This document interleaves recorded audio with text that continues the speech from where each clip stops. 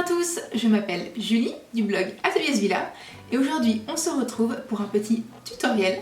Donc je vous avais proposé lors de mon podcast créatif de me dire si vous étiez intéressé pour la création d'un petit tutoriel sur un pochon que j'avais réalisé et vous avez été hyper enthousiaste, donc je suis super contente, merci beaucoup et je reviens donc aujourd'hui avec le tutoriel du petit sac pochon. Alors c'est un sac que moi je vois comme un sac à encours tricot, mais vous pouvez en faire absolument ce que vous voulez, on peut ranger pas mal de petites choses dedans.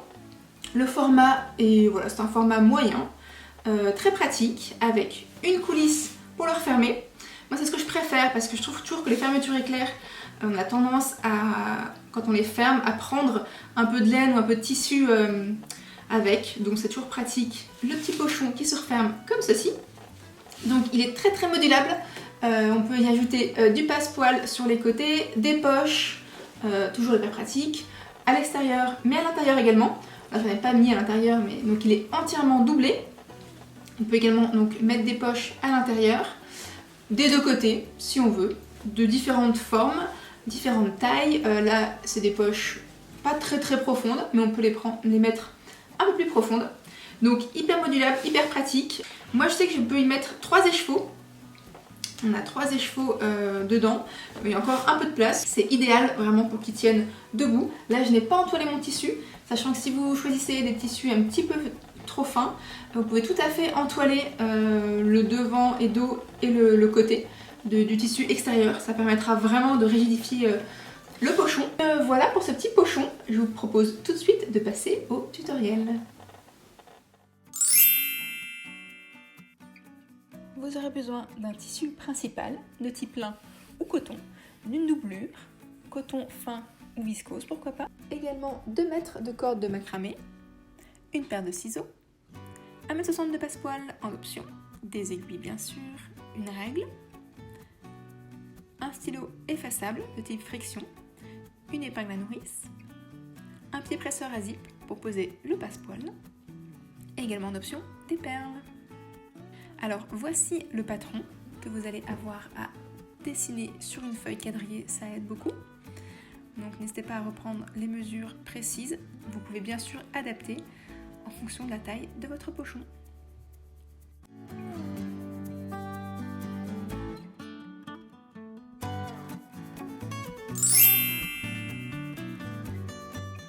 On commence par la poche. Il vous faudra réaliser 2 replis de 0,5 cm avant de réaliser une couture pour marquer l'ourlet. Vous posez ensuite votre poche sur l'un des côtés et vous épinglez tout autour de la poche avant de réaliser une couture à 0,5 cm dans la marge de couture pour bien poser votre poche. Vous pouvez ensuite diviser votre grande poche en plusieurs petites poches. Pour cela, tracez un trait où vous le souhaitez, épingler et réaliser une couture droite. Cela vous permettra d'obtenir 2 plus petites poches.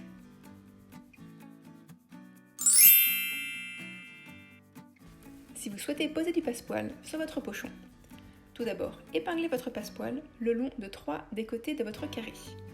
Pour bien poser le passepoil dans l'angle, n'oubliez pas de cranter la marge du passepoil, cela facilitera la couture. Ensuite, réalisez une couture pour maintenir le passepoil tout le long du cordon. Dans les angles, vous pouvez lever le pied presseur, puis tourner votre tissu avant de continuer la couture. Faites à présent la même étape sur l'autre carré de tissu. Puis, on passe à la couture.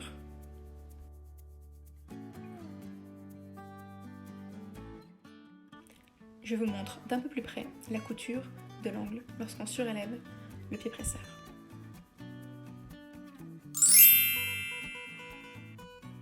On passe maintenant à l'assemblage. Placez endroit contre endroit l'un des carrés contre la bande de côté. Épinglez. Puis marquez au stylo effaçable un point à 1 cm du bord et 1 cm du bas du carré. Cela marquera l'angle. Réalisez une couture jusqu'au point que vous venez de marquer. Puis baissez votre aiguille, soulevez votre pied presseur et crantez le tissu de la bande jusqu'à 2 mm de l'aiguille. Ensuite, tournez votre tissu et placez votre bande le long de votre carré en évitant les plis. Voici l'étape d'un peu plus près. Vous pouvez épingler côté après côté si vous débutez. Je cours jusqu'au repère. Je soulève le pied presseur. Je crante à 2 mm de l'aiguille. Je tourne mon tissu. Attention à ne pas former de plis. Et je continue la couture. Une fois terminé, retournez votre tissu pour vérifier que les angles sont bien formés. Au besoin, rectifier. Vous pouvez dégarnir les angles au ciseau pour un meilleur effet. À présent, on va assembler le deuxième carré à notre bande de côté.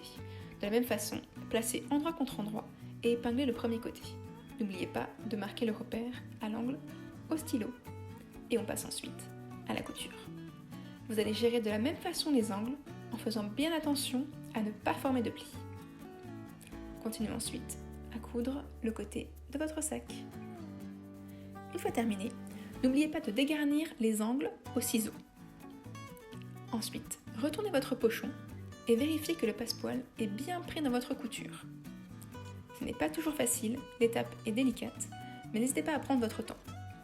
La couture de pochon est bien plus facile si vous ne posez pas de passepoil, bien entendu.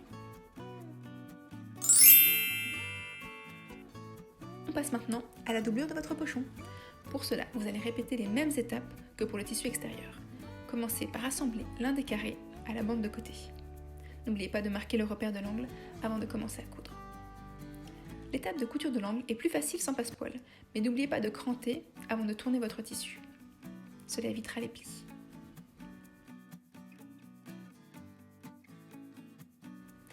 Voici un aperçu d'un peu plus près de la couture de l'angle de votre doublure. Ici, dans un voile de coton plumetis. On n'oublie tout de même pas de cranter avant de retourner son tissu.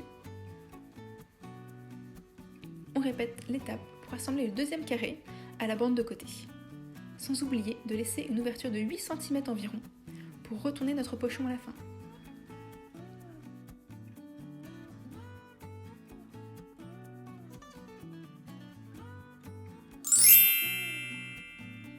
C'est bientôt la fin, on passe maintenant à la coulisse.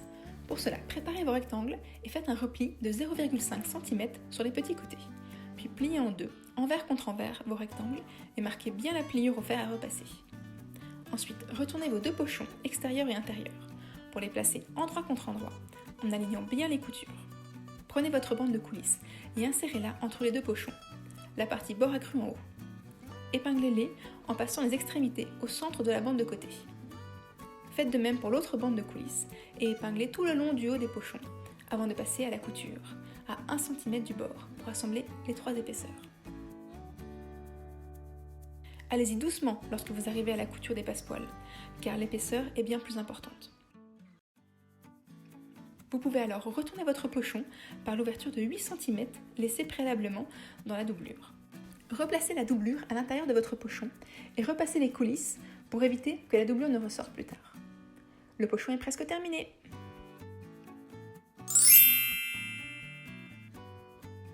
Coupez 2 fois 1 mètre de corde de macramé. Placez une épingle à nourrice sur l'extrémité pour vous aider à passer la corde dans la coulisse. Pour éviter que l'épingle ne s'ouvre dans la coulisse, vous pouvez placer un morceau de scotch autour de l'épingle. Une fois la corde passée dans les 2 coulisses, faites de même avec l'autre corde. Vérifiez ensuite que le pochon se resserre bien en tirant sur les cordes. Faites un nœud avec les 2 extrémités des cordes et ajustez la longueur que vous souhaitez. En bonus, vous pouvez placer des perles en bois sur les cordes en vous donnant un morceau de scotch pour passer la corde dans la perle en bois. Faites un dernier nœud et effilechez votre corde à macramé pour créer un petit pompon. Le pochon est presque prêt, il ne reste qu'une seule étape. Pour finir, refermez l'ouverture de 8 cm laissée dans l'un des côtés de votre doublure. Vous pouvez le faire avec une couture à la main ou en réalisant un point en machine à 2 mm des bords de l'ouverture. Coupez votre fil, puis retournez votre pochon. C'est terminé!